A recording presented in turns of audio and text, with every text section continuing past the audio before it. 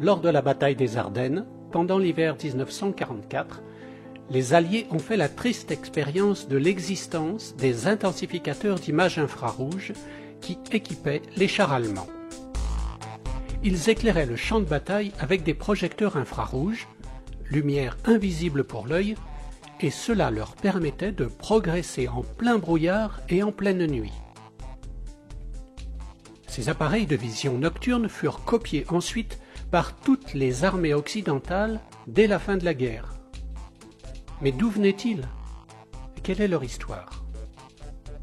C'est à la fin des années 20 que Lewis Kohler, à General Electric, met au point la première photocathode sensible à la lumière visible et aux proches infrarouges.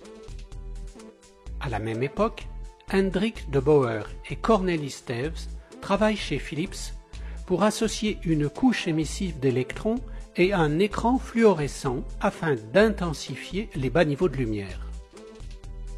Mais la tâche est ardue et les résultats décevants. En 1937, Irving Langmuir a l'idée d'associer une couche scintillatrice sensible aux rayons X et une photocathode dans ses dispositifs. Il pose le brevet de l'amplificateur de brillance pour les rayons X.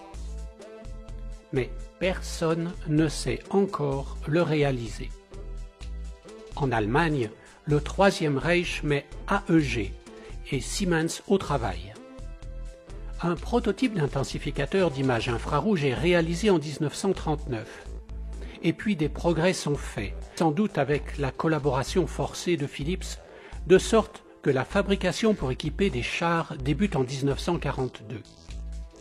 En 1944, 50 chars Panzer sont pourvus du capteur infrarouge et sont impliqués sur le front russe comme dans les Ardennes.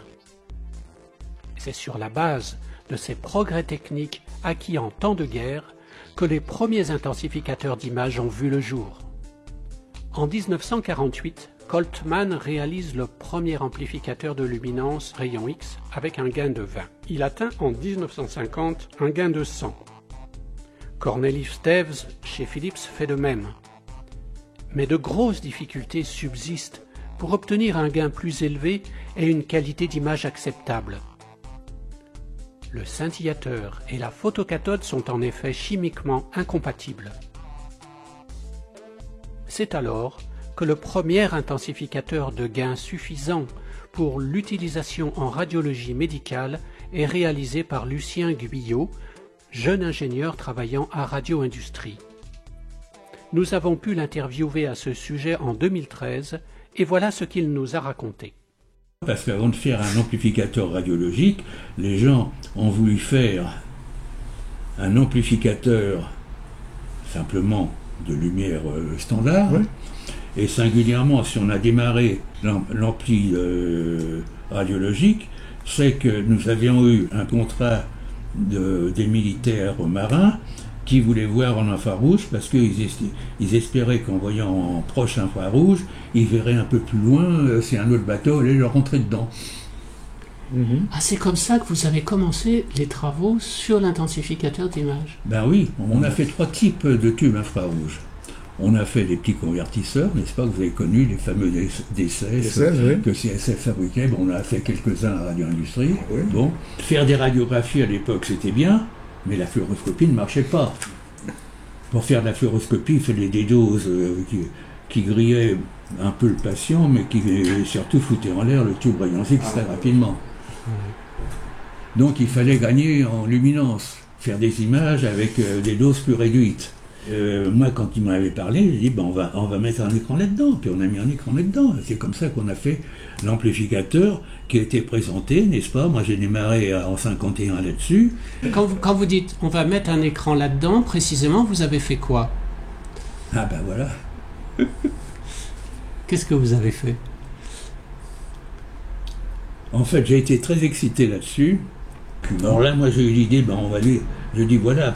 J'avais constaté que les radiologues, après tout, étaient bien souvent capables de faire le même diagnostic sur un cliché qui était plus ou moins flou. Donc la résolution, c'est pas le point... La résolution, on savait que c'était nécessaire, mais c'était pas le point le plus critique.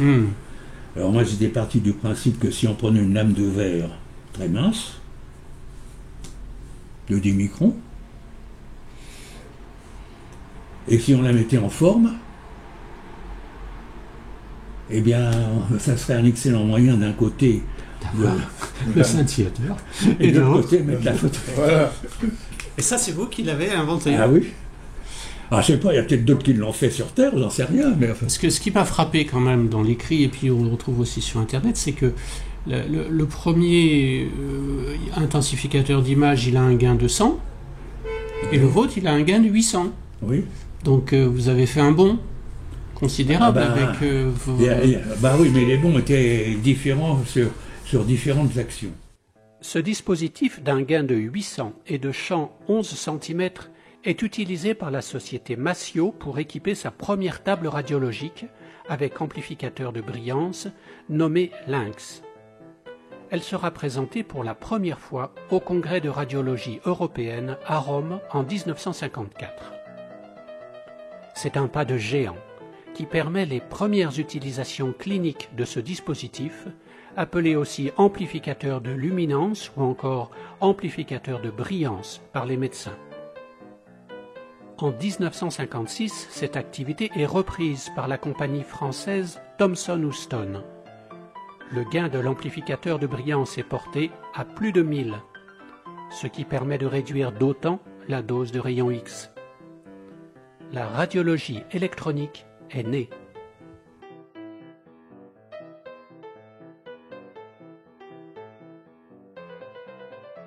On voit maintenant l'installation la plus moderne de radiologie qui existe dans le monde. Tu n'as jamais vu ça encore? Maintenant, vous ne travaillez plus dans la pénombre, mais dans la lumière. Oui, comme tu le vois, on travaille dans une lumière normale. Et non seulement on travaille dans une lumière normale, mais sans tablier, sans gants, confortablement assis, parce que nous avons, grâce à ces nouveaux appareillages, une sécurité absolue. C'est-à-dire que le malade prend des doses de rayons X minimes, et que nous-mêmes, toi comme moi, pendant ces examens, nous ne prenons pratiquement pas de rayons X. Nous avons donc une sécurité totale.